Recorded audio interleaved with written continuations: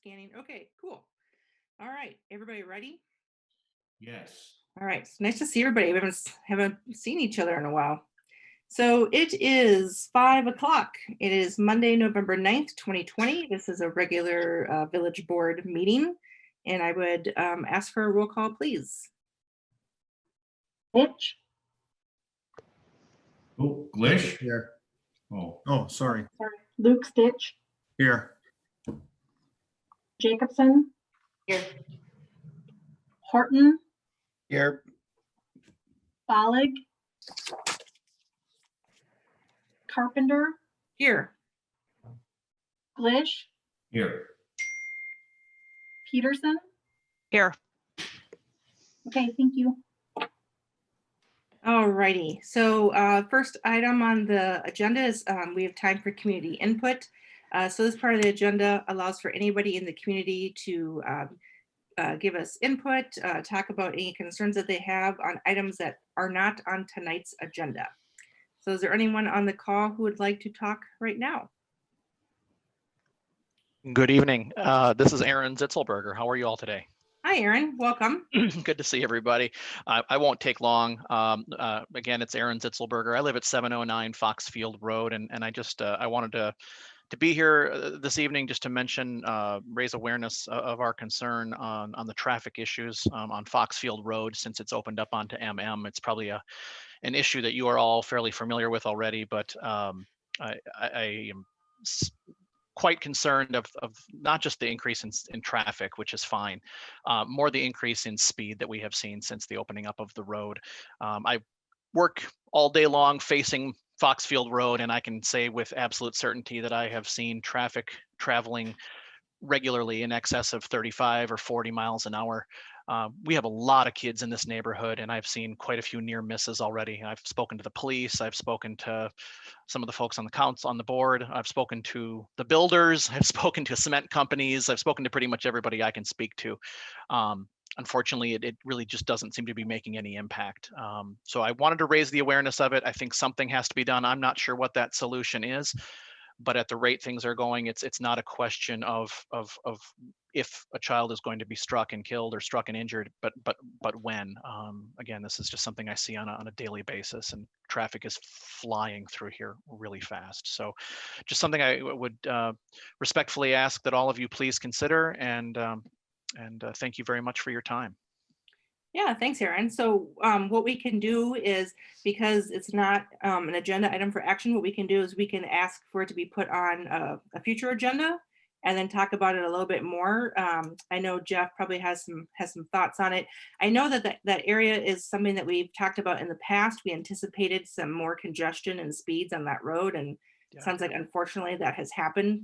But Mike, do you maybe want to put this on a future agenda? Yep. And then I know, Yep. Jeff, you had some recommendations or ideas in the past. Maybe we can just revisit those and talk about them again. Does that sound okay? Absolutely. Yeah. Okay. Excellent. Aaron, Thank does you, that sound everybody. yeah. That's wonderful. I really appreciate you taking it up and just and hearing me out. I really do appreciate that. Yeah, we appreciate your input and being engaged. Of course. Aaron, right. do we have your information to let you know when it'll be on the meeting and all that type of? I don't know that you do, but Jeff, I could certainly shoot you an email would with be my great. information. Absolutely. That'd be great. Okay. Okay. Chief, Thanks, everybody. Oh, sure. Hang on, Chief. Did you have a comment? Yes, I'm sorry, I lost internet connection, but speed on Foxfield's an issue. Our speed trailer is back and operational now after being hit by a drunk driver. We'll get that back out there and try to narrow in on the days and times, and we'll also be doing some extra enforcement as well. Oh, thank you. So I really appreciate that. And I spoke with, I don't know if it was, I don't remember who I spoke with at the police department. It was somebody though at one point. This was probably 3-4 months ago. Was maybe not that long ago, several months ago.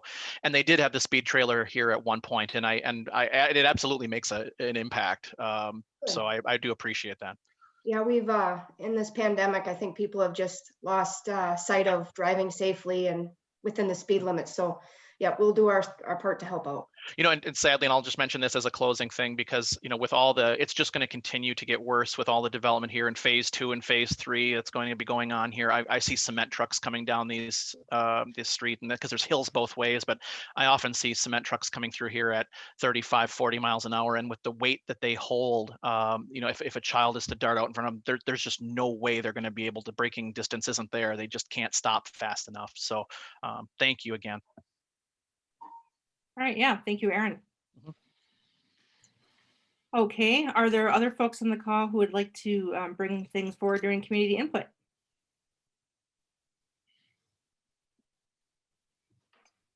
All right, I think that's a no. If that changes, just let me know. All right, we will go on to item 4, public appearance. Item 8, we're having a discussion tonight with David Ferris from Ehlers regarding initial review of financial management plan and a debt capacity workshop with some possible board direction. So David, I see you on the call. Welcome tonight. We appreciate you being here. Thank you for letting me be here. All right, I think the floor is yours. Mike, are you doing any introductions here?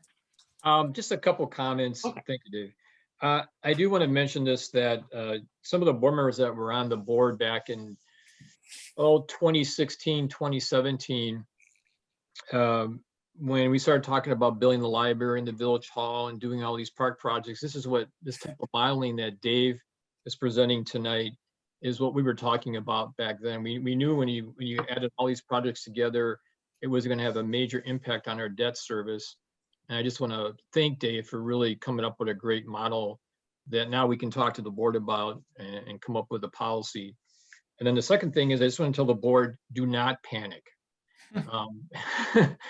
We're going to go through some numbers and you know, just don't panic. We'll figure a way to get through this. This is a great first step. So just kind of start with the first step, and then we'll finish with the last step at some point in the future. But do not panic as we go through this, please.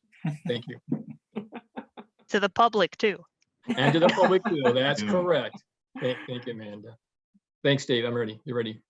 So did you want me to share my screen, or do you want me to just tell you to move to the next page? Elise can probably just do this for Okay. you, right? Right. Okay. So this is actually kind of pieces of the overall financial management plan that I would do. And when Mike and Lisa and I kind of talked the first time, I had just got done presenting to the city council in Stoughton, and I told them it took about an hour and 5 minutes. And I believe both of them kind of went, no, we don't want to listen to you that long. So what we decided to do is kind of bite off the plan in a couple pieces. We'll get some direction from you probably each time. And in the end, we'll have the full document put together at that point, but you won't have to listen to me for a full hour at a time. So hopefully you'll bear with me for whatever amount of time it takes me tonight. The very first graphs are some things that I put together, and basically Stoughton is helpful in having their meeting first. This is something I actually came up for your presentation, but since we did it later than I expected, I ended up getting to try it out on Stoughton first. And this is just one page of Moody's framework when it comes to the rating.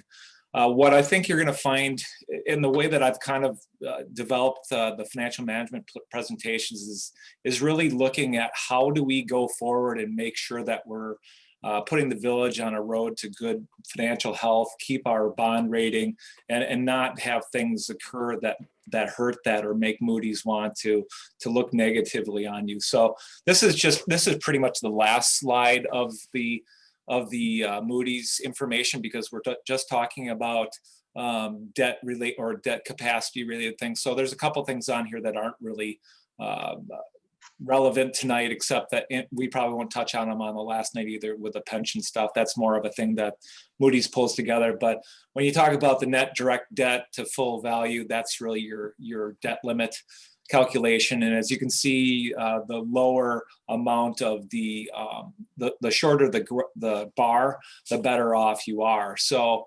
You know, as far as the Village of Oregon, you're a AA on this particular item. Your debt capacity is, you know, just a little bit north of 1.5%. And the state statutes say that you can use 5% of your equalized value. So, you know, you're well below quite a few places, and so that's a good sign of health, is that you're that low as far as your percentage.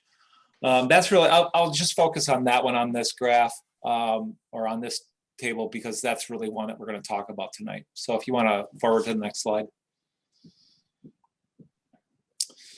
So the model that we put together is based on equalized value. And equalized value is really a way for us to look at the village on an annual basis and be apples to apples.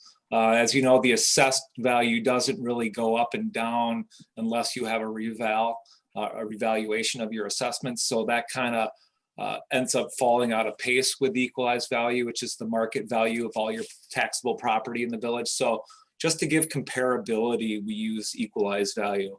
As we presented for debt issuance or any kind of capital plans that I've done the last couple of years, we've kind of have a very conservative growth percentage. Right now we're using about 2% from 2021 to 2029, and about 1% after that. Plus there's some projected TID closures in the mix of some of these numbers.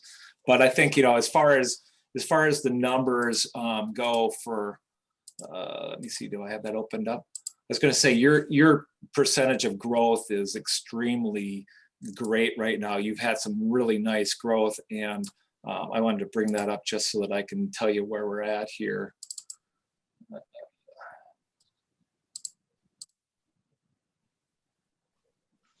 course, it's going to go slow. So really, over the last couple of years, you've averaged the TID-in value, which is all the properties. You've averaged almost 7% over the last 5 years.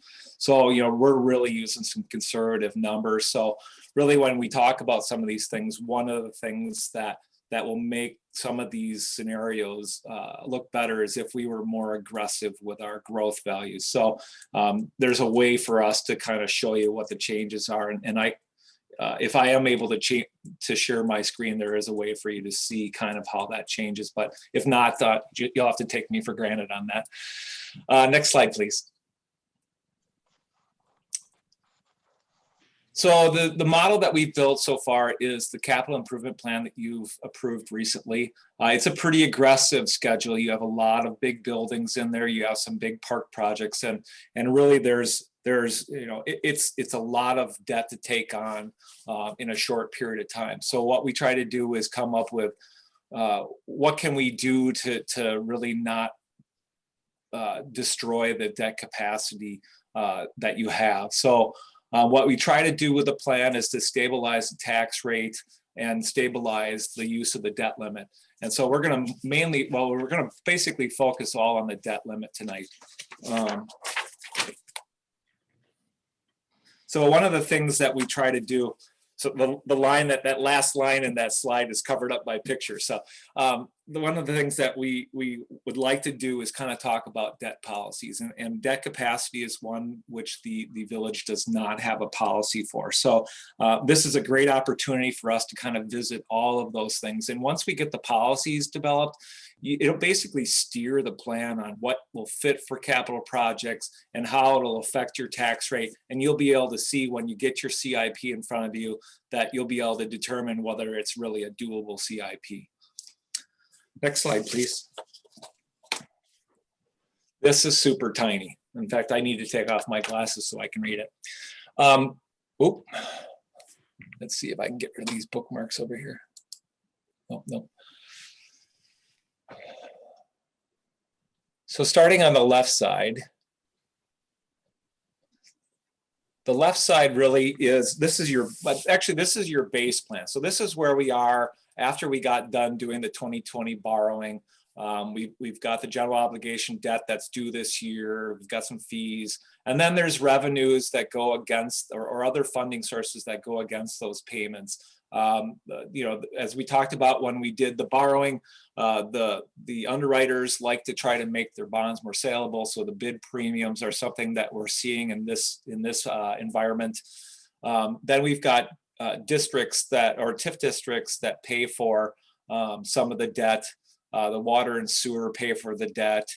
The fire districts, one of your developers, and then impact fees are some of the biggest funding sources that pay for the debt payments outside of the levy. When we get over just to the right of the total amounts that get applied against that total principal and interest that we have each year, we get down to how much the levy is. And so as you kind of look at this, and I'll key in on the tax rate, because that's where we kind of show how flexible you are, is that we're about $1.20 equalized value on your current debt for 2020. Based on the 2020 borrowing, we went up to about $1.28. And then we start to come down each year. And then there's enough of a gap between each year that we're able to structure your debt to fit this model and continue to have that stabilized debt. If you look at the change in value, like I talked about before, you can see the 2% growth. And then there's a couple sprinkled in 4%ers where we're kind of projecting where there's maybe some potential TID closures. And we tried to use that growth in the model to kind of smooth out some of the debt payments and the impact to the taxpayer. So this is kind of your base plan. This is where we are before you start taking on the CIP. Next page, please. If anybody has a question, feel free to interrupt me too. So the one thing that we're going to talk about tonight is policies. The first kind of policies that are fairly common is the debt limit. How much of your state statutory limit should you want to use? When we're talking to most places, 75% is basically the top end that we like to see anybody use. And the reason being is because you want to reserve some of that for some emergency purposes. And so when we're talking to clients, we're saying, don't exceed the 75% line because you may need it. As far as what's a normal policy around the area, I do see, I think Stoughton has an 80% policy. We have been talking to them about that, but your Fitchburgs, your Wanakees are more at a 50%. So 2.5% of the 5% that the state lets you have. So we're one of the things we'd like to talk about tonight and have the board give us some guidance on is what would be an acceptable policy for a debt limit. And we'll go through some scenarios and then that'll hopefully lead to some discussion on that. The next policy that we will talk about, which we'll actually come back to the village board with after we have the debt capacity policy figured out, is the tax rate policy, because you're gonna say, okay, we aren't gonna go above, let's say 50%. And so then we're gonna structure the plan for the tax rate to stay below that 50%. And then it's kind of a matter, okay, how much of your levy, your mill rate, do you want to pay for debt? And so common ones like Fitchburg and Awanakee, their top end is $2.25, but I can tell you that both of those places are well below that $2.25. But that's what your bigger growing communities are using as a cap. So they never want to be above that for their mill rate. Next slide, please. So we're going to give you an example of what the CIP looks like in a couple different snapshots. And as I say on here, and I'll be pretty blunt about this scenario is one that you will not want to take ever. So we're gonna show you the worst case scenario of what the CIP looks like if we use all general obligation debt. So if you could go to the next slide.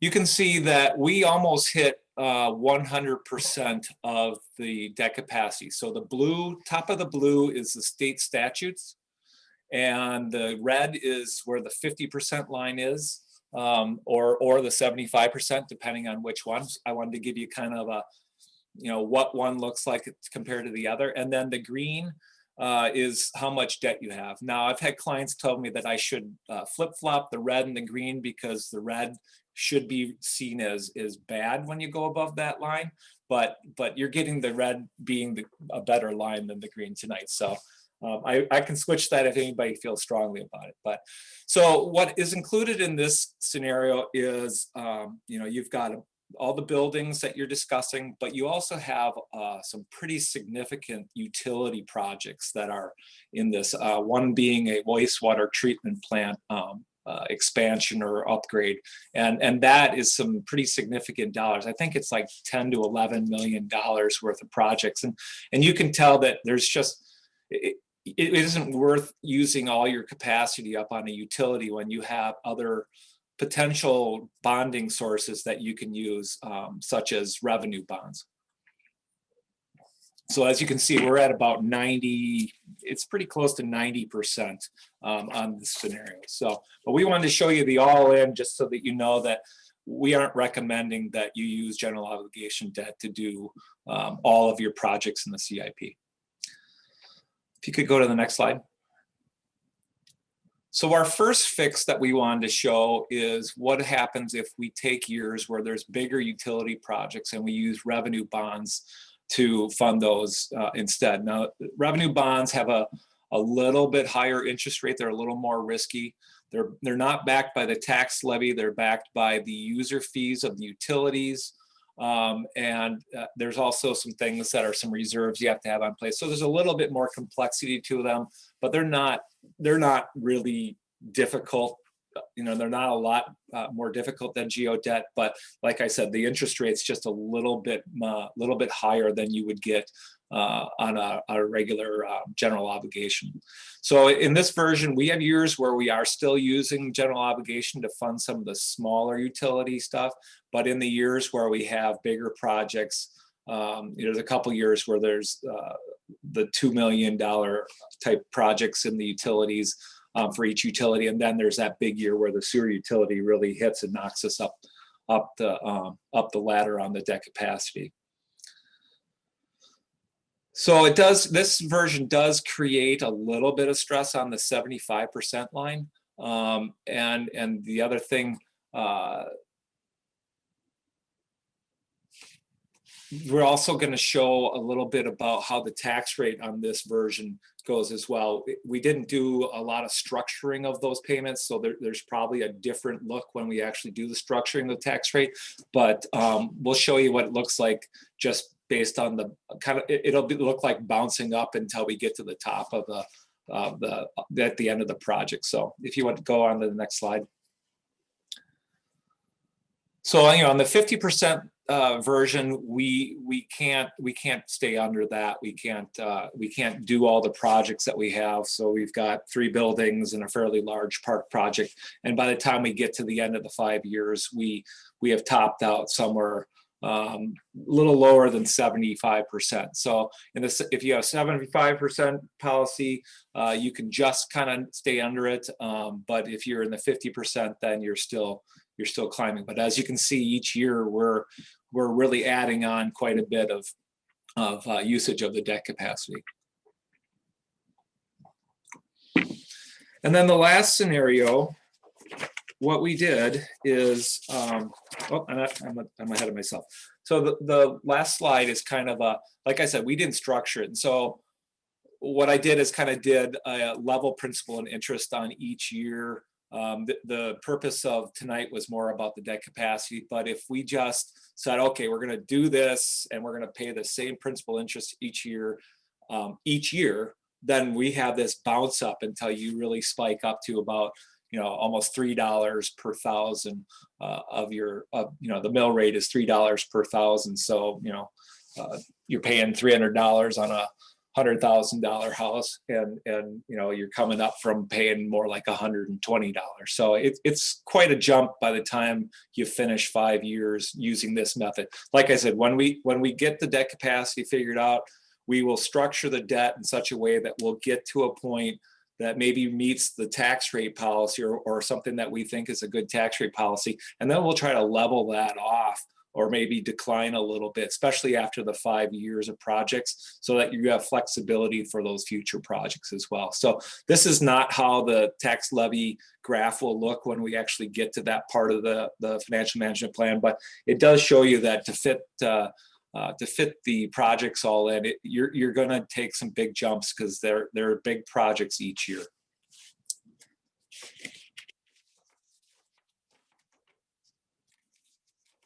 And then the next policy or the next scenario is where we decided to kind of say, okay, if we were going to make a 50% policy, what would we need to do?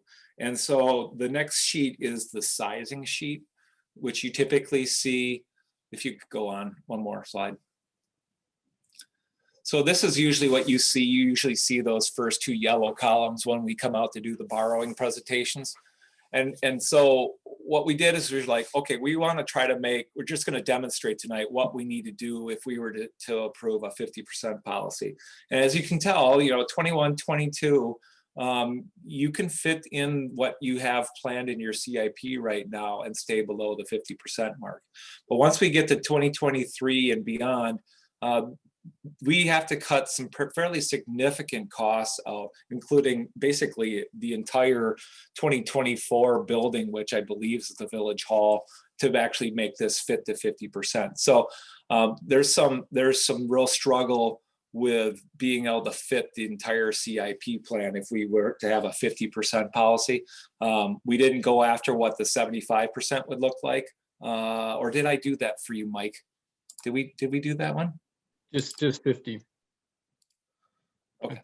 Yeah. So as you can tell, when you're doing your capital improvement plans, typically what I would do when I was a finance director in Wanakee is we actually would bring something that fit our policies. And so I think once we get in place what your policies are, maybe that CIP that you see at approval time fits those policies, or gives you the chance to see what doesn't, and gives you the chance to move around projects and prioritize which ones you think should be done first. So this kind of will be a tool in the future to give yourselves a way to manipulate when things get done, and decide which things are more of a priority. So at this point, you're kind of seeing we don't have policies really in place. So what do we need to do to make those policies? So as you can tell, we have to cut some significant dollars. And as we go on to the next schedule, if we do that, if we were to cut those, or we were to push projects off to future years, we can make a 50% policy. But like I said, I mean, you're then looking at, okay, when are we going to do a Village Hall? When does it fit? And I'll do a, for instance, when Wanakee did their community center, we went over our state statutory self-imposed limit of 50%. And I complained quite a bit for many years until they realized that that was a big deal and that could affect how Moody's really saw us. And so when they decided to do their library, they made sure that they were going to stay under. So that's kind of how you would probably go forward with, okay, you prioritize what you want to do, and then you try to see where you can fit those in to stay within your policy. So, if you're doing a 50% policy, some of those projects are going to have to be pushed out into the future, or just reorganized so that they fit. So as you can see, under the 50% policy, with this kind of a making it work, you fit, and if you had a 75% policy, you'd have a little more room to fit some projects in. So some of the action items that we want to talk about, and I think I think we did mess around a little bit with the debt capacity.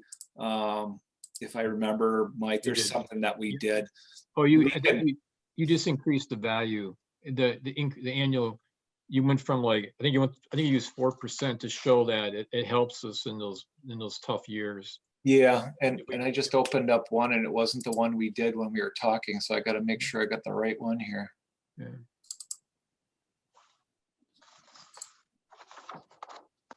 So what we want to have the board consider tonight is is there a debt capacity number that you would feel good with? Obviously you have a lot of, you're a growing community, you have a lot of projects that have either been put off, or maybe, it just now it's starting, they just all of a sudden are there, and you have these big things to consider.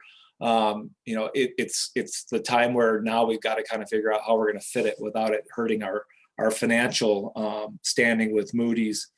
One thing that'll come out of this when you're thinking about this, and we're not, we don't necessarily need you to tell us the number tonight, but what policy or what projects should we think about maneuvering around? Are there ones that you want to prioritize?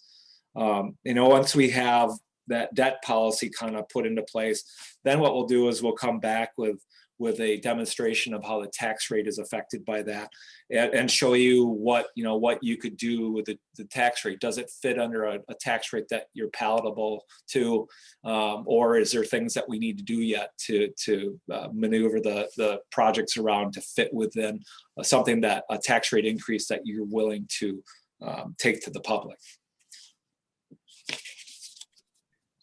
Dave, do you have that model that you did where? Yeah. I think it'd be good for the board to, and that's why I was joking. I mean, I wasn't joking at the beginning about not panicking, because I sort of thought about this over the weekend that, one of the reasons why we're doing all these projects is that we're a growing community. Mm-hmm. And so when you do these modeling, Elders has always done very conservative modeling, but then in reality, as we go forward, hopefully because we're a growing community and we're doing these projects, we have the growth to help cover some of the debt. And I think that's what's going to happen. Unless we go into a deep post-COVID recession, which I hope isn't the case. But I think that would help us get through some of those challenging years, 25 and 26, for example. So yeah. Did you want to let me share my screen? Yeah. Is that something that I can do already? Yeah, Lisa, You can can you do 1 second. I just need to change one I permission. gotta figure out where I'm at. Okay. So I'm going to stop sharing, and then you should be able to share, Dave. Let's see here. There it is. And let's do this one.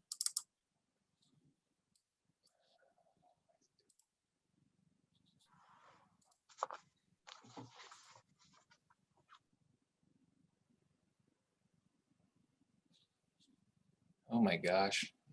One spreadsheet came up in the way and I just hit save and it takes forever. Go away. There we go. All right. So this is the model that we worked on the other day. And these are the numbers that we kind of showed you that we would have to maneuver around. And I'm trying to think, Mike, was this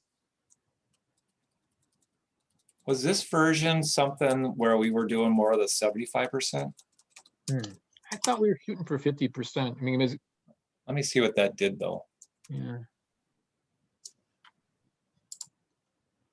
Yeah, I can't remember what that number meant. Maybe that was after maybe that's the numbers after we moved the growth percentage. Mm-hmm. So yep. I think what we did is we went, okay, if we had a 4% growth. Yep. And then we went back here, what would we be able to do? How much would we have to do compared to the other one to fit that 50%? Yeah. So if you go, yeah. Yep, there it is. So what I just did, let me show you what the old version was. We had, so we have to move about $15 million worth of projects around to try to fit. Yeah. If we were to go from 2% growth to 4% growth, then I'm only really working with about 11 million. So, there you got about $4 million of difference just because of growth. 24 is still challenging, but at least in 23, you're going from 3 to looking for $1 million savings, right? When you have the higher growth. Yeah. Yep. So it's about a $2 million change on 2023. Which is a big deal. Yeah. When you're doing these, yeah. So, and just to see it more visually, that, that basically fits your 50% if that was the policy. So. Yeah. Yes, Jenna, go ahead. Remind me what our average growth has been. I know you said it previously and I forgot to write it down. 6.95%. Thank you. But I think this year, I think for 20, going into 21, it's like 5.8, so almost about 6%. Thank you. And traditionally we've modeled it at what percent? 2. Oh, okay. Well, Dave can explain That's like better than me. worst case scenario. Yeah, I mean, for because Dane County.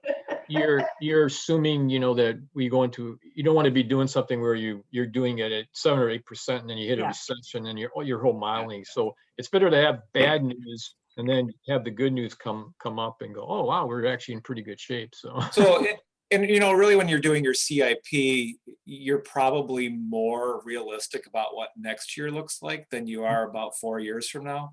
And so, we will update this every year, and it could be that we end up fitting a lot of things in, especially if you continue to have 6 to 7% growth.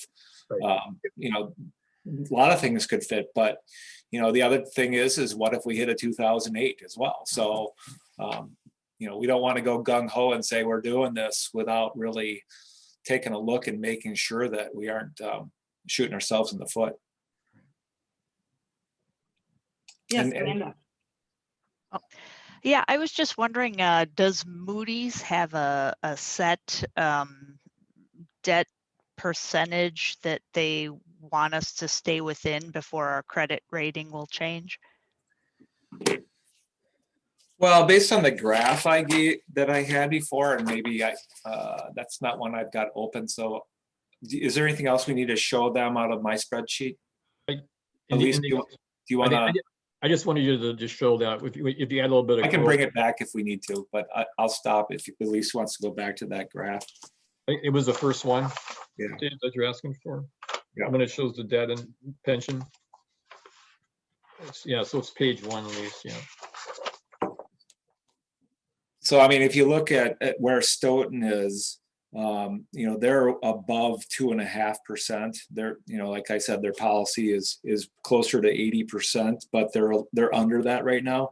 And they're only an A rating on this level. So up here, I don't have the mouse, but yeah, that graph there, you can see your comparable municipalities to you that are at A versus AA. So you're more at 1.5%, but even who's that? That's Wanakee is only an A, which is, to me that's surprising. But they must be getting too close to the 2%, and that's what knocked them down. So that's just based on what percent of debt they have. Is it based at all on whether or not the community has a self-imposed debt limit that they're exceeding? Do they look at that at all? It does not appear that is, it's something that it's good that you stick to it. But it looks to me that even if you have a self-imposed for the purpose of this, that it doesn't, when they're comparing you to other places, that it's more on what the median is for that AA2 group that you're in right now. Okay, and then another question too, for the self-imposed limit, is that effective? I mean, in that, we now, this board could impose that and we think, oh, this is a good idea, and it might encourage future boards to not exceed it, but it doesn't stop them, right? They could still vote to exceed it in the future. As you know from anything, that you don't tie the hands of a future board.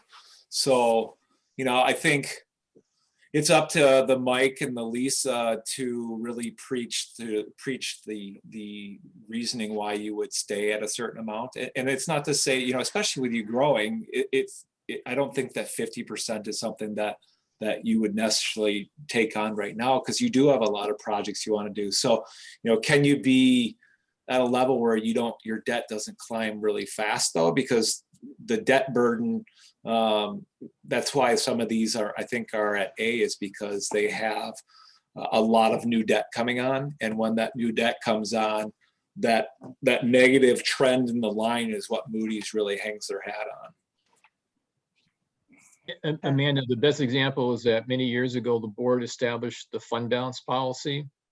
And I mean, that goes back 15 plus years, and every board's followed that. I think once you get it in place and you realize it's really good for your budget and your rating and all that, most boards will just continue the policy.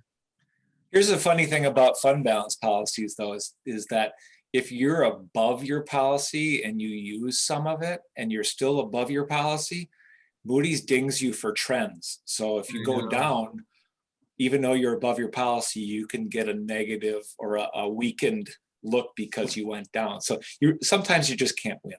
Yeah, But I think, the more we show them that we're controlling what we're doing, and the more we show them our plan, like when this gets done, this is going to be a big thing that we're going to put in front of Moody's next year for rating, and just say, we've got a plan. We know what we're going to do. We know we've got some projects and we're going to make them fit within policies and keep ourselves healthy. So.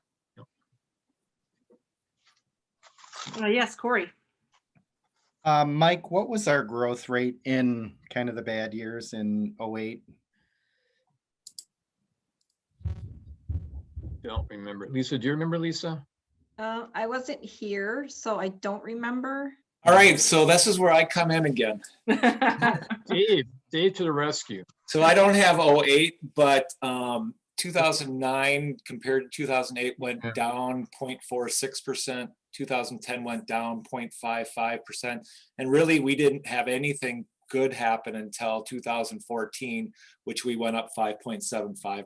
So you basically 2009 through 2013, you had negative growth.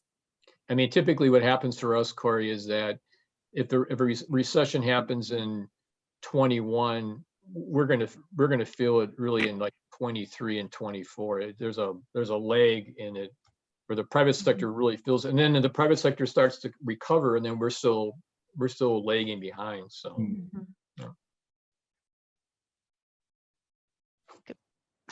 Yes, Amanda. Yeah, just one more, a little more specific too. Since earlier, David brought up the wastewater treatment plant expense. We are borrowing for some of that? I thought that the sewer payments were going to increase to pay for a good chunk of that. Yes, no.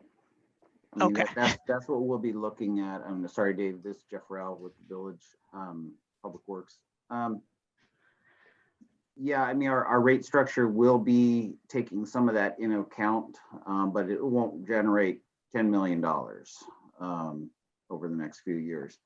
And I was going to ask Dave, I was looking on your chart there, you go down several sheets. I didn't see the wastewater, the $10 million really isn't even in that one plan, is it?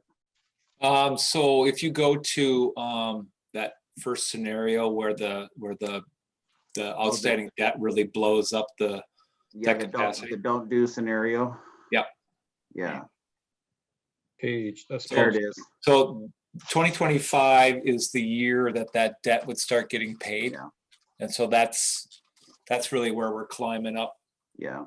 If we were to put that in the GO. Actually, the big spike, the 2024 really uphill. Now you can't see my mouse, but you really go up fast in 2024 from 2023. That's that $11 million that's in the plan right now. And Moody doesn't look at debt any different. Like if it's if we do like a clean water fund loan or something like that, that would still qualify and count as the same, correct? Well, the Clean Water Fund loan, you have the option of doing it GO versus revenue.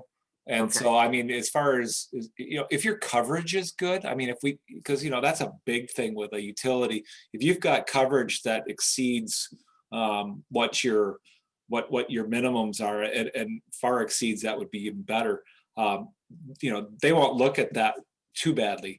And the other thing would be the other thing that they really look at is your liquidity. So, I mean, as long as you're hitting coverage and you've got good liquidity in the utility, I think that it probably takes the burden off of how the general debt looks. Right. And so to Amanda's point, and one of the things I know our engineers are looking at is how we might structure our rates going forward to help build up our finance. I mean, the utility's in a very strong financial position right now anyways, but in order to kind of start putting funds aside for that can help really offset some of that for the future, correct? Yep. Yeah. Okay. Yeah, I think John Cameron will be doing the utility part of the financial management plan, and he'll definitely give you kind of a, you ought to be doing the 3%ers as much as possible, and then he'll show you the years where the capital probably makes you need more of a conventional rate study. So don't tell him we haven't raised rates in like 10 years. Well, then he's going to have a lot of news for you, isn't he? No, we're addressing that. That's one of the major things we're addressing. Okay. So this is Jeannie. I'll weigh in a little bit. So I think, Mike, what you wanted us to start thinking about tonight was thinking about setting a policy for that 50% or 75%. Just start thinking about that, right? Yeah, because that will then generate the tax rate policy. Right. Yeah. So here's what I would do. I would challenge the board to think about it a little bit differently. So I, as a business owner, I tend to think of return on investment. And instead of limits, I tend to think, how can I grow my business? Mm-hmm. So if I'm thinking about the village, I'm thinking, what projects should I be prioritizing and perhaps spending more money on to get more people to build houses here and pick Oregon to live? So instead of limiting debt, I'm looking at growing that growth number, which right now is 6.95%. I'm looking at, how do we get that to 8? Okay, so here are the things that in my mind grow Oregon. We finished JC Park. If we can get a tournament level baseball field parked or built in JC Park and get more soccer fields, more playing fields, we get more tournaments in this town. We've all seen the kind of revenue that sporting tournaments bring to this town. It fills our hotel, fills our restaurants. So JC Park to me would be worth like borrowing more money more quickly for if I'm doing return on investment. The second one would be the library. And, a year ago, I might not have thought that, but what COVID has taught me, I have a lot of people sitting in my parking lot at Firefly using my Wi-Fi after hours. Do you know why? Because they don't have an internet connection at their home that's fast enough for their kids to do their homework. So after we get out of COVID, we need to have, in my opinion, an absolute state-of-the-art library facility that levels the playing field so that anybody of any age, of any income level can succeed in Oregon. So I would encourage this board to start thinking about in 2021 or 22, whenever we're going to borrow money for the library, to add to that number. And I challenge us to think about changing that number from 6 million to 7.5. And I'm just going to throw that out there. And I would challenge this board to start thinking about borrowing money sooner to get JC Park moving along, which I guess goes and flies in the face of everything that we've talked about tonight. But if you're talking about growing your community and that 6.95%, let's face it, that's the number that drives what we can borrow, what we can spend. I vote, let's hit that number. So that's my spiel of thinking about government a little bit differently. And if I didn't say at the beginning, I should have said this more clearly. I think we're proposing that we do the projects identified in the CIP in 21 and 22, which would include the library and JC Park West. Oh yeah, but I'm saying let's spend more money on both JC Park and the library to get them moving to get them done faster. Okay. So we can finish them faster and get those people who are shopping the suburbs of Dane County. Yep, I agree. I mean, we have not, if not the best, maybe the second or third best school system right now in Dane County. Let's get these people into our village. I mean, I sound like I'm like some sort of real estate developer, but I'm really looking at that. How can I build that 6.95% number? Yeah. So I can borrow more money to keep building my community. Well, and then one of your projects that you've been promoting the last couple of years is the business park, the new business park. We should Right. not lose sight of that. We should, because I mean, we get rapid assessed value or equalized value increases by doing the business park. So. Right. Yep, So I guess agree. my closing statement is Yep. I would urge the board to not get hung up on picking 50%, 60%, 75%. I would encourage the board to set a policy that we are fiscally responsible, but when opportunities come to us, to not have to say no because, oh, well, that puts us at 51%. So now we have to say no. That's ridiculous from a business standpoint.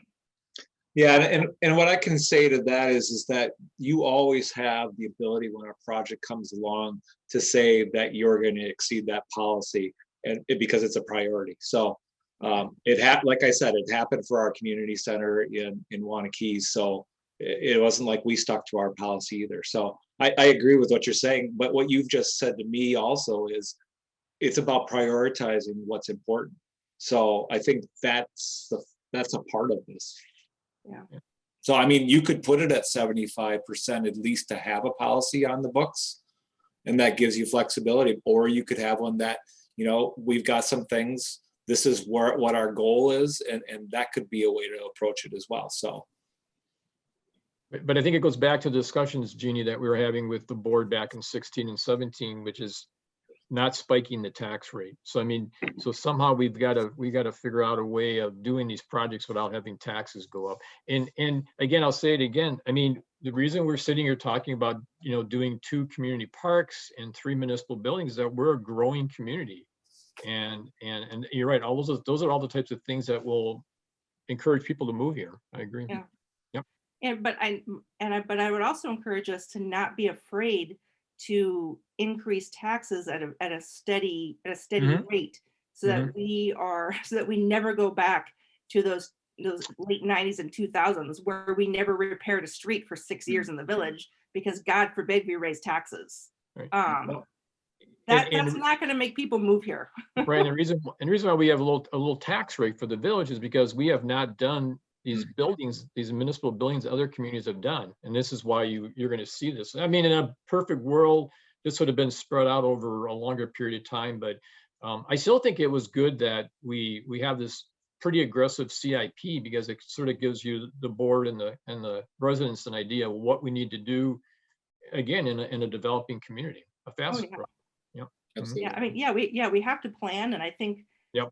I think we're sort of behind. We're behind a little bit on these new facilities that perhaps we should have been planning for and thinking about. But I think we've had such tremendous growth in Oregon in the last 10 years that I'm not sure we knew that we needed all these things. I don't know how you all feel and live. I mean, I've lived here for 20 years, and man, I never thought 20 years ago we'd be at 10,000 people. I thought I was moving to a little bedroom community outside Madison. And I think it's amazing. I think it's awesome. Everyone has discovered that Oregon is the place to be. And we just got to keep them building houses so we get some more new net growth.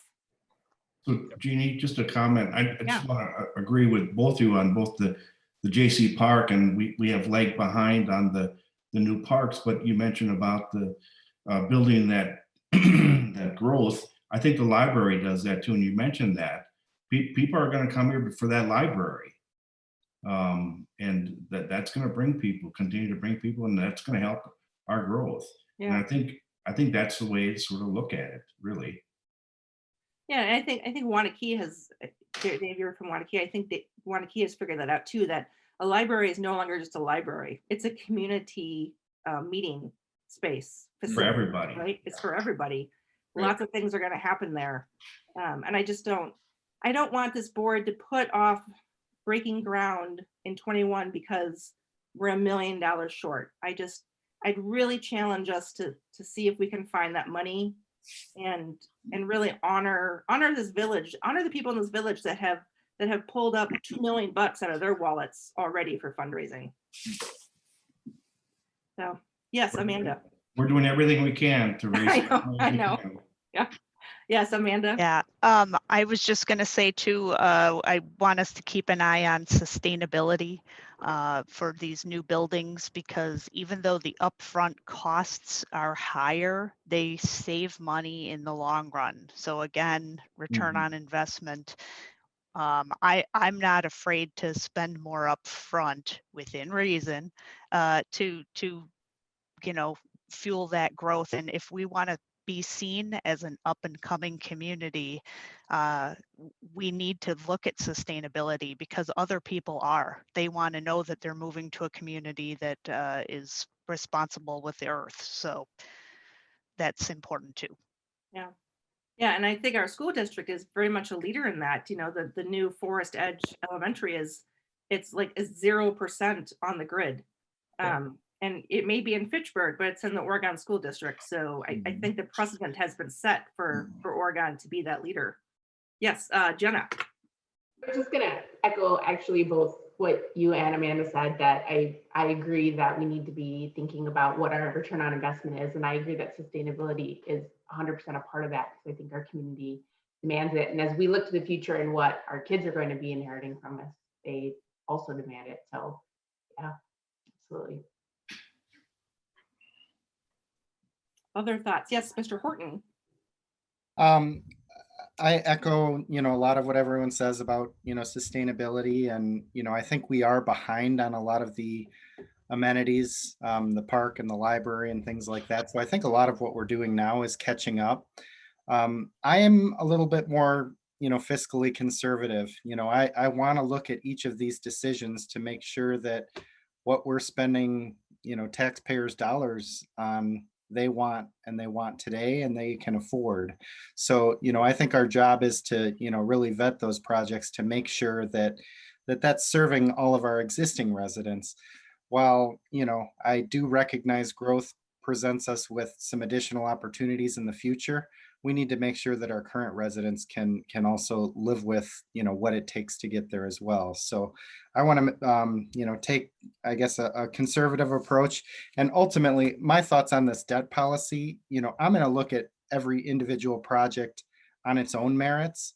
So, like David mentioned, if we have a project that is really worth it, and everybody, is on board and wants to do it, I don't think our debt policy is going to stand in the way of keeping us from doing that. So I think, it's a good thing to have a debt policy to, I think that more looks at the side of what are the residents willing to support to, as far as their taxes.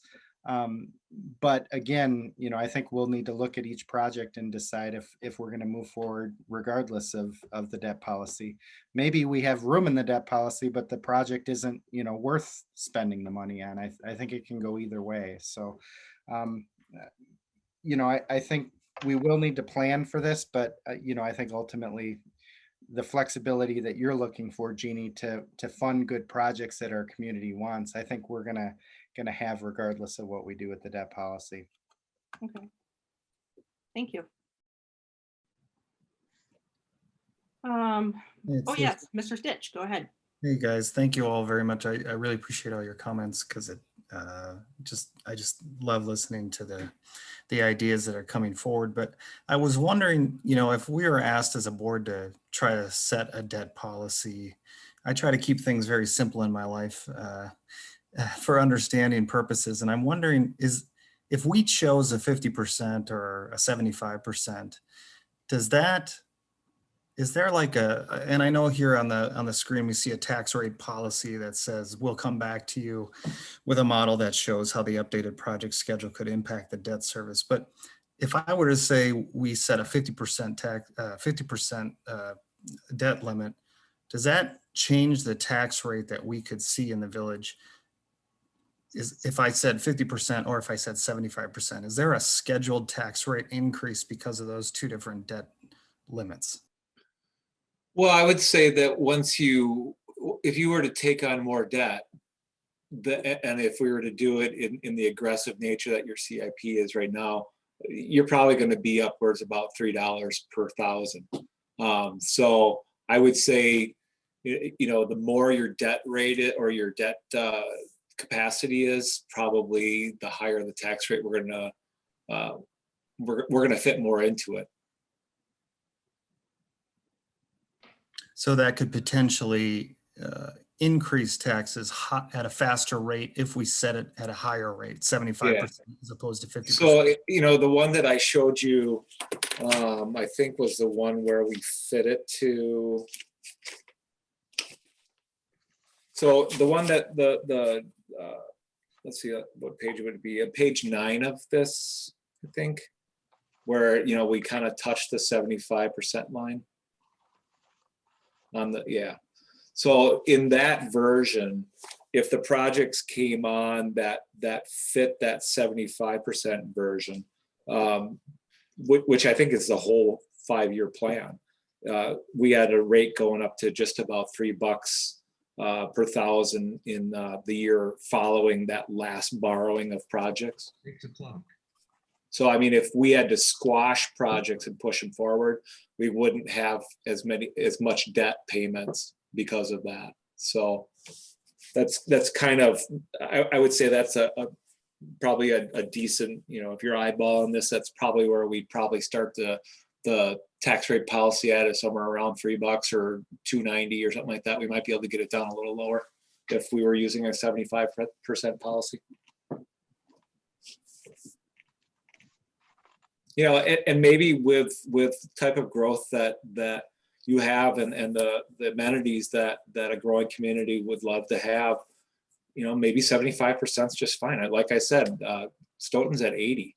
So they have the opportunity to bring it down, but they had a lot of projects going on that occurred, and they were using GO debt for some of their TIF work. And I think that they've kind of done what you've done, more so in using the municipal revenue obligation to get that debt borrowing off of your books and onto the developer instead. So you have some opportunities with that too. Thank you. Excellent. So Mike, what are you looking for from us tonight? It seems like maybe we should do is run it at 50 and 75%, because because I think 50 is obviously the more conservative. You're gonna have less of a tax rate increase, and then the 75% is going to have a higher tax increase, but it's going to show you that you're going to be able to do a lot more of the projects, and then we could bring that back to the board. I mean, I will tell you, I'm looking on page 12, following up on Luke's question, in 2023, what that $3 million there, that's the West Side Park, basically. And what staff has been talking about for the last 2 or 3 years, as an example, is that we wanted to do Highlands and Netherwood, which is done. And we'll talk about that next Monday, that actually we're fortunate that debt service at this point is not going to hit the levy. We have enough impact fees to pay for that in 21. But, we should do JC Park West, and then it'd be nice to do the West Side Park to get all these parks done over the next couple of years, and really sort of take some of the pressure off people, if I can use a word, complaining about not having enough fields to use. I mean, it'd be nice to get that behind the village. And so it'd be interesting to look at, if we did a 75% debt limit, if we could then, think about doing that park in 23. And I will say the other thing that Lisa and I've talked about is, if we keep growing, we're going to be generating park impact fees. And so maybe we could actually end up using some more impact fees to lessen the debt we have to borrow for the park. And the other possibility is that maybe we don't do the entire park, maybe we do it in phases. But I do think there's going to be a real benefit to try to fit that project in. Just speaking, if I had to pick a project that I hate to really push out, I would like to do that. I mean, and this is after doing the projects in 21 and 22. So it's a long answer to a short question. I think I'd like to see us run it at 50 and 75%, and then bring that back to the board to look at. Yes, Corey. Mike and David, I think our board's questions are going to be more focused on what does the 50 and 75% mean as far as what projects do Yeah. we need to cut? I agree. You know, rather than an arbitrary number. And, you know, to me, the big number and the big question mark that as much as we need a village hall, you know, that's kind of what's causing the big spike at the end there. You know, I know we need a village hall desperately just from a condition standpoint, but is it possible to spread that out and have that, you know, over a couple more years to keep the spike from happening as bad? We'd have to see how that impacts the senior center, because once the library is built, then so the original civic campus plan had it library phase 1, then senior center, then the village hall. But then the more we realize is that the senior center has to move out of their building, and they were going to come into this current village hall. We thought there's no way we're both going to be able to stay in here. So this is why we thought I was build a village hall first. So we'd have to kind of go, we'd have to think that through a little bit, Corey, to figure out if that's going to actually even delay the senior center even more. But I understand your point. I agree. And that's why I'm bringing up that $3 million. I wanted the board to realize that when I look at that is the Westside Park that's sort of hanging out there in that $3 million mark. So we could do that. We could look at the deck capacity policy, but then we could do a better job of identifying which projects, the big projects, are being pushed out. But honestly, I must tell you that I'm looking at page that's in front of you here. That's the Westside Park. You're right, Corey. The next year in 24 is the village hall. I don't know what 24 is, but and then in 25 is the new senior center. 24 is the senior center, or 24. The 20. Okay. I don't know what that. I don't know what makes up the 620. What would be that? What would be being delayed there? But I mean, it's easy. It's the Westside Park, the village hall, and the senior center are the big numbers there in that line. Yeah, I think the reason that I took 620 out of there is because it was pretty obvious what had to come out of the 24 notes. Yeah. So I think I arbitrarily took it out of the bond side, but it could have all come out of the notes. Gotcha. So my question would be, is there, do we want to go through the exercise of doing the 50 and 75%? Or is there any way that we can even do all these projects at 50%? Should we just run them at 75 and see what the impact is? I mean, I don't know. Yeah, I didn't, you know, this goes back, I'm sorry to keep going back. This goes back to that whole discussion that Lisa and I brought up in 16 and 17 about just being concerned with spiking, and I hate using that term, but I should say increasing the tax rate too quickly. Yeah. And when Jim Mann was here from Elders, he kept talking about feathering the tax rate, you know, and you know, it's almost like maybe we should be focusing a little bit more on the tax rate than the debt capacity, and trying to, you know, maybe if we take it and move every project out a year, what does that what does that do to the tax rate? You know. Yeah, that's interesting. Yeah. Pardon? I said that's an interesting thought. Yeah, Ms. Mover. I mean, tax rate. I mean, you know, Lisa and I talk about when you do these CIPs, once you go out 2 to 3 years past that, things change. Mm-hmm. We get a surprise that we're going to all of a sudden build a storage building at the Depot Workshop. I mean, you know, I mean, you get surprise projects. So, I mean, that's what we're saying. Just sort of worry about at this point doing the projects in 21 and 22. And, you know, maybe that's, I don't know what Lisa and Dave thinks about that. Maybe we should try starting in 23, maybe moving some of the projects out and trying to get the tax rate. Maybe start from that side versus the debt capacity. I don't know. Yeah. Well, I would say Jenna and Amanda both have thoughts. Oh, do you guys want to talk first? I'll go. I guess I like the idea of, I think we do need to keep our eye on the tax rate, because I think as we continue to talk about affordable housing, it's not just bringing in housing that's more affordable for people, but keeping the housing that's here as affordable as we can, right? So although I do 100% also agree that when we're looking at borrowing, we need to make sure that we're getting a return that needs to be an investment that's going to help grow this community. We also need to make sure that we're not pricing the majority of people out of Bergen. Mm-hmm. So yep, for sure. And I would go ahead, Amanda. I was just going to say too, the wastewater treatment plant, while there are some repairs and things that need to happen immediately, I don't know if delaying that a year or two would allow us to raise the sewer rates in the meantime and allow us to accumulate more upfront money to pay for it later. That might be an option. Possibly, yes. Yeah. So, oh, Lisa, Lisa, do you have a comment about this? And you're going to say something. I was just gonna say that if we're gonna do the debt capacity, I mean, you can do it at 75, but with a thought in the back of our head that we never really want to reach that 75%.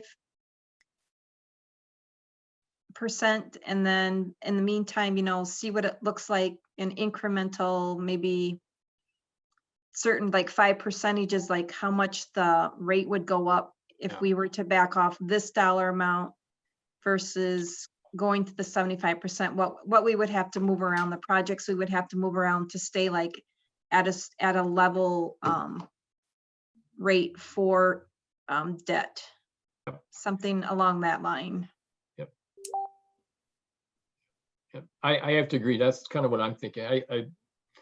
I think we were consistent back 5 or 6 years ago, and I think we're saying the same thing, that I think we should be trying to do these projects, but we can't tax people out of their houses, and that goes to that discussion about the tax rate. Yep, I agree. Yeah. Well, so maybe we should be using, maybe we should forget about the 50% and use the 75%, but then take and move the projects out, or well, mainly out, and maybe move some things around, and then see what happens to the tax rate as well. Mm-hmm. Yeah. And the thing that'll save us the most then too will be our growth rate. Yep. Right. Yep. Okay. Any question? Yes, go ahead. So Mike, is JC Park here in these figures or not? Yes, it is. Yep. Okay. So the Jeannie brought up the library. We have 6 million. Yep. Would it do anything? I mean, should we, if we have to increase it, do we do anything now? Or Jeannie said another 1.5, or do we just wait? Well, if you do that, then obviously it adds to the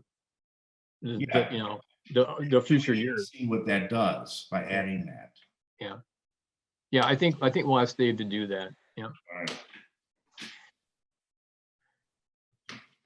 So so Jeannie, to answer your question, or whoever asked me that question, I think it makes sense to I think we should be using the 75% as the guide, and then maybe let Lisa and me work with Dave to try to then take some of the projects in the outer years to see what happens to the rate. If we have to push like the Village Hall out a year, so what does that do? And yep. And then I think we should add that extra money in for the library, and then see what happens to that as well, so that people have an understanding about that. Yep. Yep. Okay. Sorry, Village Hall people.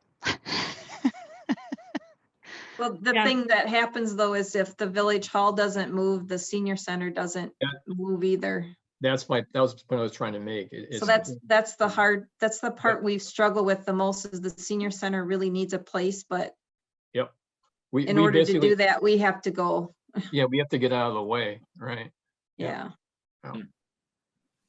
Yeah, go ahead, Jenna. For the modeling purposes, how much were we going to add to the library? My recommendation is 1.5 million. And I mean, that's just a number I'm putting out there. I think that'll get us pretty close to 10. And that was the goal, to break ground in 21. That was the minimum that we needed to have. And I know that the library board has talked about, continuing fundraising. Fundraising is never going to end. The building's going to be up for 20 years, and we're still going to be asking for money.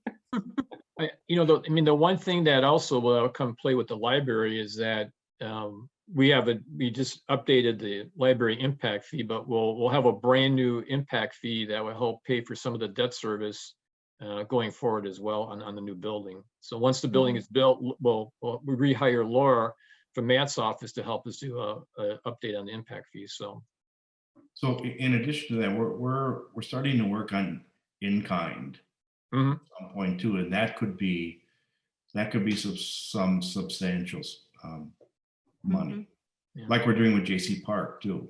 Yep.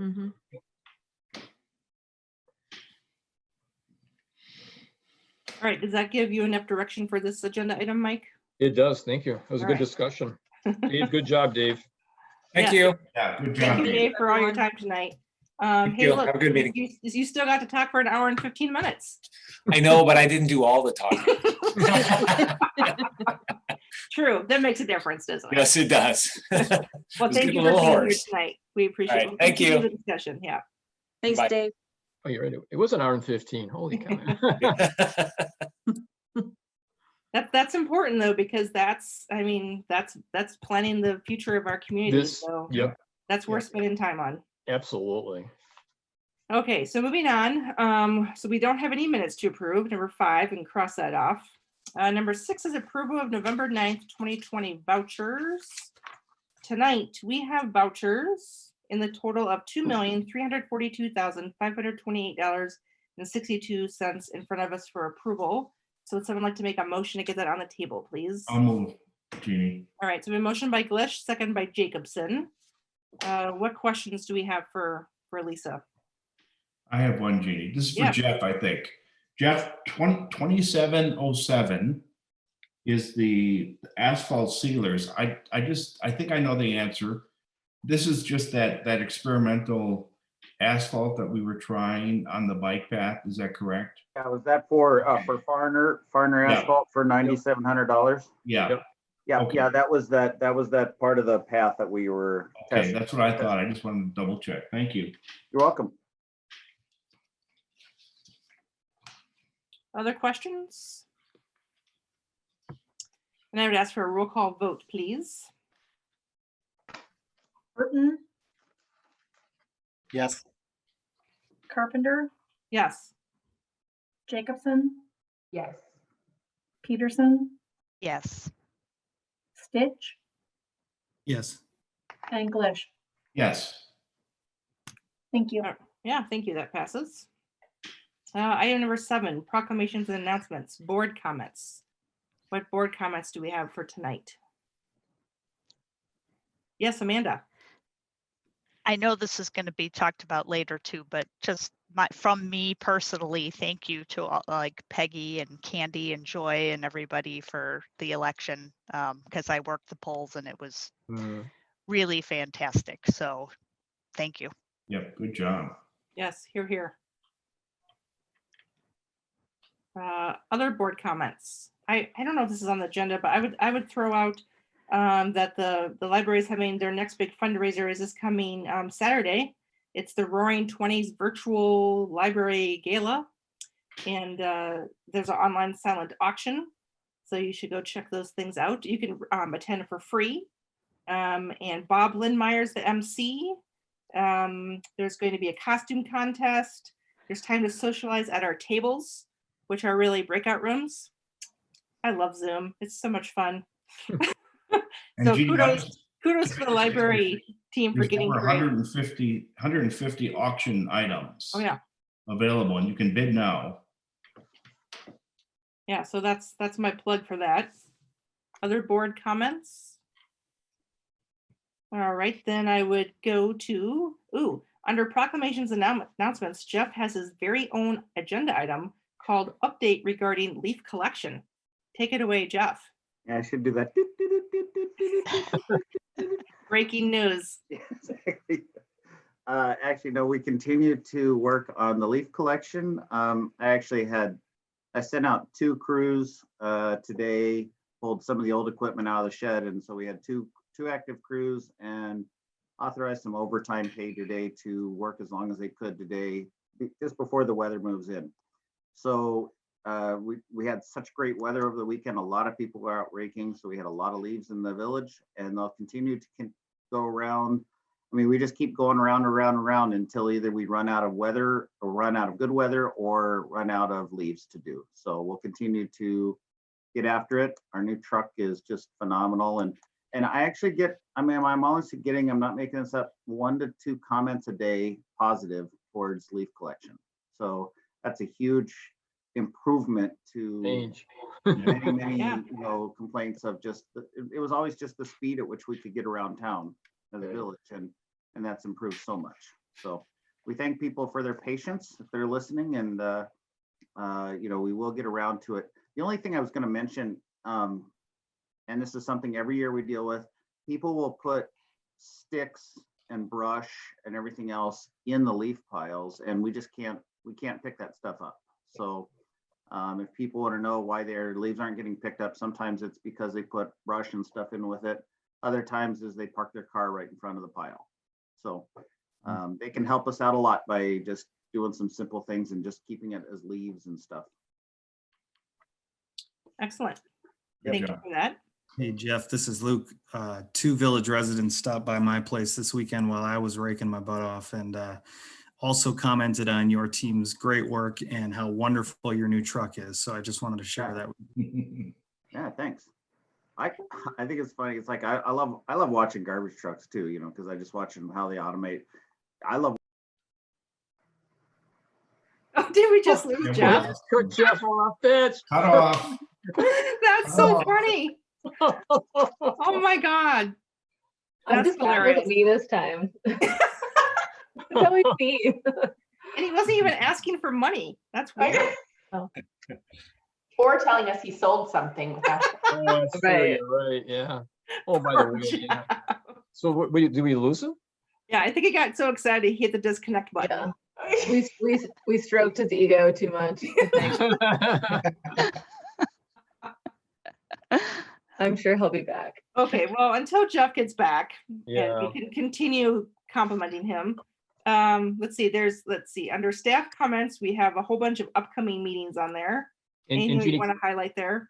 yeah, thank you, Jeannie. I do want to mention that Elise and I decided on Thursday is into next year already, January 14, 2021, we're going to have a joint meeting with the Planning Commission to review the West Side Parks concept plan. And we were going to do that at the board level. And we thought, the Planning Commission should see, and we thought that's a good day, a Thursday night, to hopefully you can be there. And if for some reason board members want to also see it at a board meeting, we can also do that as well. But hopefully you can attend the joint meeting.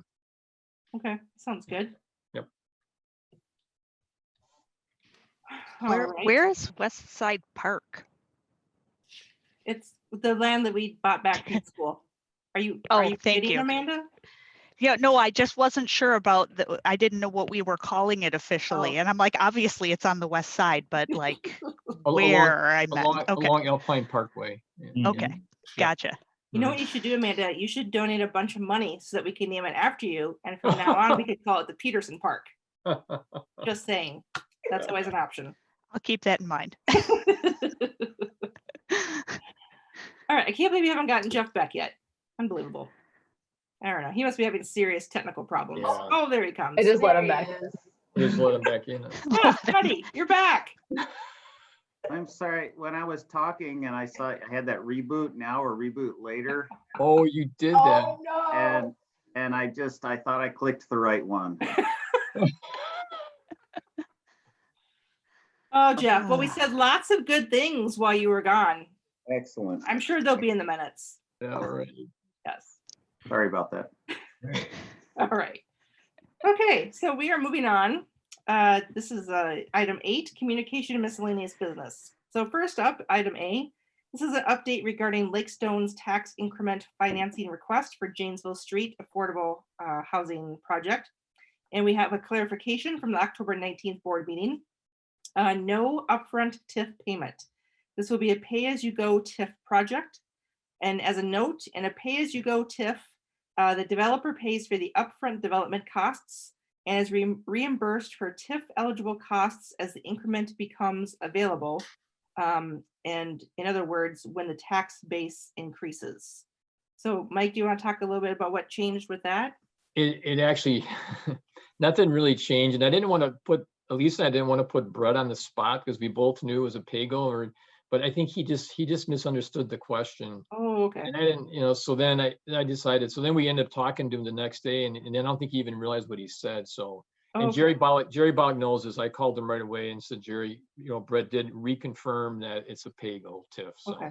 Yeah, everyone's on the same page, and actually, they're trying to get a WIDA submittal done, I'm sorry, a submittal to WIDA for next year. So we're actually going to try to wrap up the TIF agreement if we can this year yet. So you may actually see something from elders at the next board meeting. Okay. So we're moving pretty quickly on this, but it definitely is a pay-go TIF. Yeah. Okay. So yeah, that makes a big difference for. Question for Mike. Mike, this is the same thing we did for Ticey, correct? Correct. Yep. Thank you. Ticey, the hotel, Yeah. the apartment. Yeah. This is our preferred method. It's the least amount of risk to taxpayers. And the material that Brett sent to us indicated it was a pay-go, and he just misunderstood the question at the meeting. So we're all on the same page now. Good. He also has a lot of projects in the works in a lot of communities. So yeah. It's good to be busy. Yes, absolutely. All right. Any questions or comments on that agenda item? Thanks for that clarification. You're welcome. Item B, we are continuing the 2021 budget general discussion. I just had one thing that the tax increase on an average house went from $44.10 at this point to $44.67. And that's mainly because we finally got our final assessed value, and it was a little bit lower, so that went up a little bit. So, and then we're having a hearing next Monday.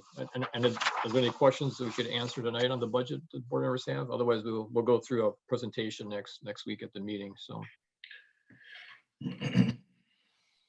Doesn't look like it. Okay. All right. Thank you.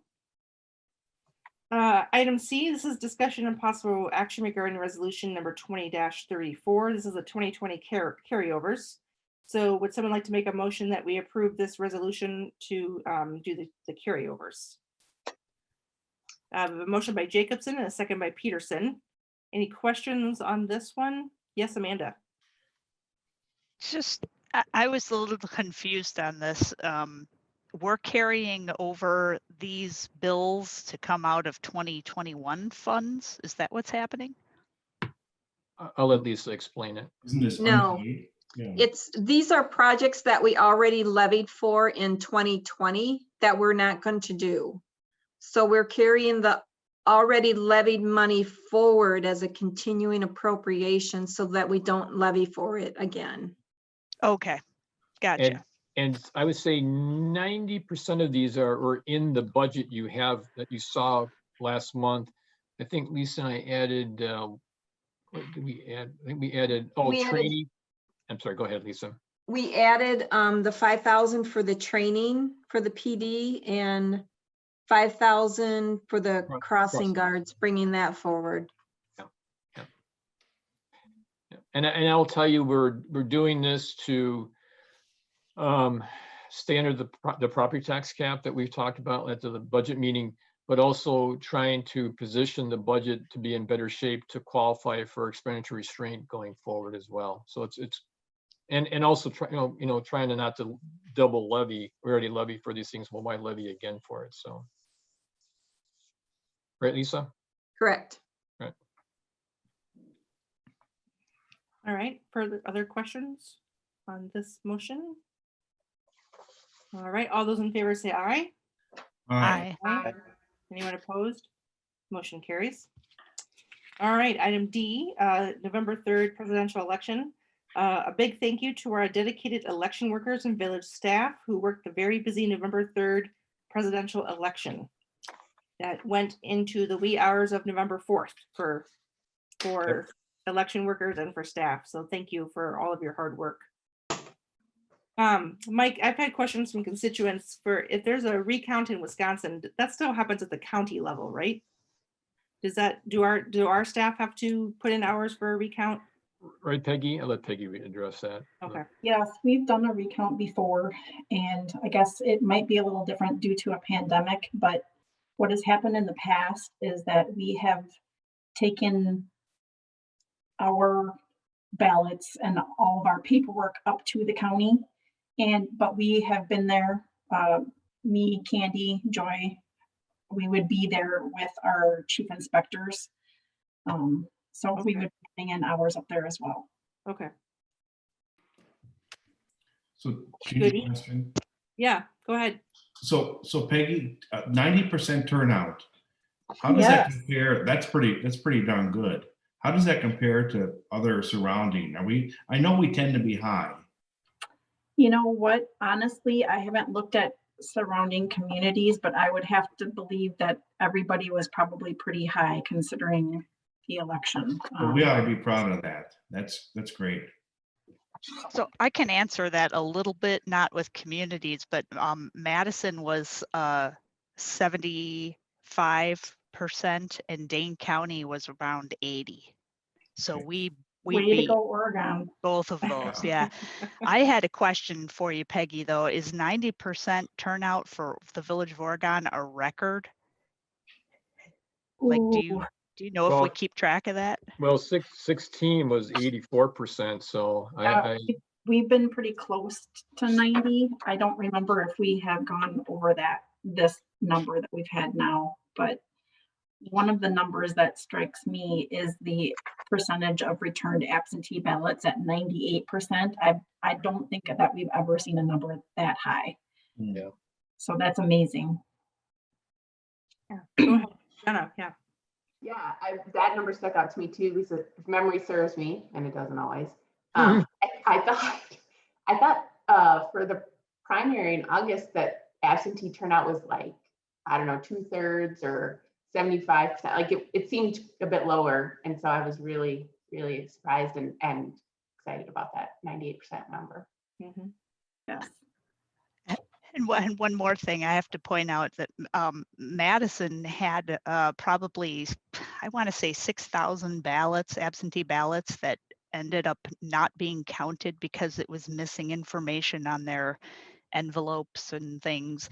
And we're very lucky that we have a great clerks here that as the ballots were coming in, you guys were calling voters and saying, hey, you're missing a signature. Can you come in and sign this so your vote will count? And because you did that as you went along, we didn't have numbers like that. There were, I don't even know how many, if you even track that, how many absentee ballots didn't count because of missing information. But I'm not sure if it was tracked how many people were called or not, but I do know that Candy and Joy were doing that all the way through. So yes, that I think made a tremendous difference in those numbers. Yeah. Yep. If I may, I do want to say a thank you myself to our poll workers, our chief inspectors, Beth Cox and her volunteers, the department heads, the village hall staff. The presidential election was truly a team effort. The clerk department is so appreciative of the PD's help with security and parking, Public Works help with signage and barricades, the senior center offering to use their tents if there was inclement weather, poll workers, new and old, working in place of many senior poll workers unable to because of compromised immune systems. And lastly, the backbone of our election, our village hall staff, Candy, Joy, Sue, Melissa, John, Elise, Mike, Jeff, and Lisa.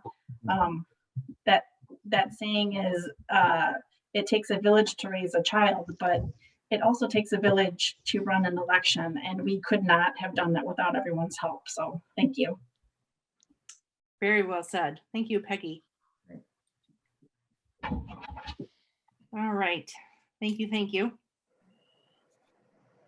Okay, and then keeping going with the election. We want to thank Chief Pagenkoff and the police officers who provide security. As Peggy said, thank you, Chief, for doing that. We appreciate it. And then in the packet, we have the review of the election results. So those are the official results for the 2020 election. And we also have the results for 2016 for comparison purposes. So anyone watching in the public. That's some interesting reading and comparison if you want to, if you're a numbers geek. I found it to be pretty interesting. All right, moving on to item E, status of village administrator search. So we have 3 items here. Number 1, the Village of Oregon new village administrator assessment. Board members, please email your completed forms to Kevin Brunner by Monday, November 23rd. Do we have forms, Mike? Forms? Yep. The form's in the packet. I also sent an email out on Friday morning to everyone. Oh, no. Okay, I've already checked that. Yeah. I can send you another one if you need it, if you can't Ooh, find that'd it. be awesome. Thank you. Yeah, sure. Any questions on that one? All right, item 2, community members who wish to provide comments regarding the administrator's search should feel free to contact Kevin Brunner, and his email is listed as well as his phone number in our packet. Want to make this sure this is a transparent process. And then number 3, at the December 7th board meeting, we will have a discussion with Kevin Brunner, the village board, to finalize the text announcement, the recruitment selection schedule, and the assessment center process. So things are moving ahead. That's always good. Yep. Any questions on any of those items from board members? All right. Item F, this is the 2020 list of village employees being recognized for their 5, 10, 15, 20, and 25 years of service with the village. I thought this was a pretty impressive list. I think this speaks very well of our leadership and our department heads that people want to keep working here for longevity. So. And Mike, do you want to talk? Usually we do a luncheon, but this year you're doing something a little bit different to celebrate these. Yeah, because of COVID, each department head have their individual lunches. And I just told them last week that if they're nervous about having them in November, just push it off until you're more comfortable. And I think one of it is already, we'll delay it. And we'll just, if you have to, we'll just carry the money forward just to make sure that people feel comfortable having a lunch when it's safer, or when it's safe, they feel. Yeah. So, yeah. We're not going to obviously have our normal lunch with everyone. We can't do that this year. Right. No. All right. Item G, we have a discussion of Trustee Glish's letter of support for Anderson Park. Randy or Mike, do you want to talk about this? So I can do it, Mike. I'll just start. So I happen to be at Anderson Park talking to Roe Parker, and they have some new gardens, and they wanted to write a grant for $1,100 for a new rototiller for their gardens. And they asked if I could do a letter of support, and I asked Mike if that was okay as a trustee, and he said he thought it would be fine, but just to let the rest of the board know that I had done that on behalf of the village. Yeah, I thought it looked great. Yep. Anyone else have a different opinion? All right. Yeah, thank you, Randy, for doing that. You're welcome. I don't know if you noticed by Anderson Park, they actually have some of the base done for the bike trail that's going to go along Union Road. So I think that's definitely going to go in next year. It'd be very nice. I'll just say, when I went, it is amazing what I was there the first time that they had a little bonfire. And I think there were 7 of us there now at that point. If you go out there now, it is amazing what they have done out there. Yeah, it's going to be just an amazing amenity for our community. Yep. It's not within village limits, but man, it's right up to us. So yeah, I vote we advertise that puppy when we're trying to recruit new net growth. I agree. You're talking about. Yep. Yeah. All right. Item H is discussion of proposal from Staley Plumbing and Heating for the Senior Center HVAC system, a dual UV smart lamp. We have possible board action, and the village will be seeking reimbursement through the Routes to Recovery program. All right, Rachel or Mike, you want to talk about this? Rachel, you want to do that, please? Okay, so we have been looking at how to make our buildings safer, and one of those ways is to add the UV blue lights to the HVAC system. That's something that goes in with every furnace, into every furnace. Each unit costs $1,390. We are lucky enough to have 5 furnaces here at the senior center, so the total cost is 5 times that amount. We have been using our portable blue light that is on a cart that we move around the center a lot, and are hopeful that it makes a difference, but know that this would be an added level, a layer of protection, because virtually everyone in this building, volunteers, many of the staff are all at high risk for coronavirus. And this will also help reduce other circulating ick like flu and colds and all the other things that we still deal with, especially seasonally. Excellent. That sounds like a good thing. Do you need us to approve that, Mike? I signed off on it. I figured the board had given me the authority to do that with the, with the COVID situation. I put it on there. If the board's comfortable with me just signing off on it, I don't think there's need for action at this point. Like I said, we're going to get it reimbursed anyways to the CARES money. So. Okay. Thumbs up from everybody on that. Yeah. Yeah. Okay. All right. Thank you. Thanks for that. Thank you. And then continuing with the senior center, we have FYI repairs to the senior center's commercial dishwasher. Any questions on that? I put it in the pack because I'm surprised that some of you didn't see it in the bills, and I realized when that type of repair cost, I wanted just the board to know that we had done that repair at the senior center. So.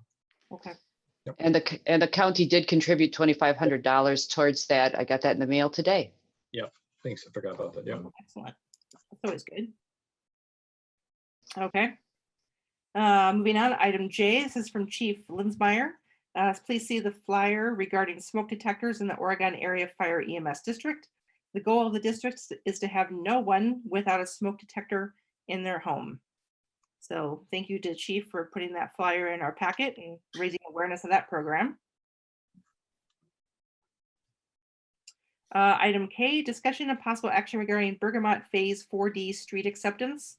We have a recommended motion to accept the street improvements, the storm sewer on site, sidewalks, and curb and gutter improvements as part of Bergamot Phase 4D. Would someone like to make that motion, please?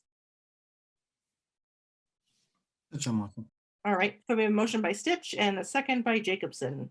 Any questions on this? All right, all those in favor say aye. Aye. Aye. Aye. Opposed? Motion carries. Item L, discussion and possible action regarding Bergamot Phase 4E street acceptance and letter of credit reduction request. We have a recommended motion to accept the street improvements, the storm sewer on site, the sidewalks, the curb gutter improvements as part of Bergamot Phase 4E, and also allow the reduction of the letter of credit to $0. And Mike, I'm assuming that you are recommending this, correct? So Jeff is. Jeff is, okay. Yep. All right, so we have a motion for this. Anyone want to make this motion? I'll make the motion. All right, so a motion by Horton and a second by Peterson. Questions on this? So Gene, just one question for Jeff. Jeff, I think, is this by my curb and gutter, I think, for Yep. do I need to abstain? I mean, I got No. benefit, I got my curb and gutter redone. No. I wouldn't worry about, I don't think so. No. I just want to make sure I'm doing everything legal. No, you're fine, Randy. Thank you. All right, then, all those in favor of this motion say aye. Aye. Aye. Opposed? Motion carries. All right, continuing the Bergamot train, item M. This is discussion and possible action regarding Phase 5B. So we will recommend motion to accept the street improvements, the storm sewer on site, sidewalks, and curb and gutter improvements as part of Bergamot Phase 5B, and then also to allow the reduction of the letter of credit to $0. Would someone like to make this motion? So moved, Jeannie. All right, so we have a motion by Glish and a second by Peterson. Any questions on this one? All those in favor say aye. Aye. Aye. Opposed? Motion carries. Thank you. Item N, we have a discussion of possible action regarding the 2021 snow ice control program. This is always exciting, such an exciting document that Jeff puts together for us. We have a recommended know I- motion I to, go ahead. Well, yeah. wait, well, let me get this on the table, Jeff, and then we'll let you talk about your snow and ice. Would someone like to make a motion to approve the snow and ice control program, which was revised October 26th, 2020? So I'll moved. make the motion. All Or right. second. Yeah, we have a motion by Glish and a second by Peterson. All right, Jeff. Any- Yes, so we slave over this every year to change the dates and, but no, we do update other things as we get new equipment and new staff and new areas and that type of stuff. But, you know, this is a good document to update every year just to remind people kind of where the priority roads in the village are. And one thing I did this year was actually go through and make this map electronic. So I'm not highlighting anymore every year. Yeah, at least if you keep going, I think you'll come across the 11x17 map. Basically, in a nutshell, I mean, we cover the main arteries very first, primary areas, obviously, things like police and fire areas. And then, you know, we work our way to the more minor area roads and everything like that, which would be a lot of the non-artery type roads. You know, we're all set for this year. You know, we had a great week this last week. Obviously, no one was thinking of snow this last week, but yeah, we'll be set this year. We have equipment's in great shape and ready to go. And who knows? I haven't seen many predictions on the winter. It never seemed to pan out anyways. But we've had pretty light winters ever since I've been here. So I'm probably just dooming us right now with that statement. But you know, people, if they have questions, this is always something that Candy and Peggy put on the website every year, the updated one, so it can kind of give an idea of what people, you know, might see their roads plowed or not plowed in a certain time frame.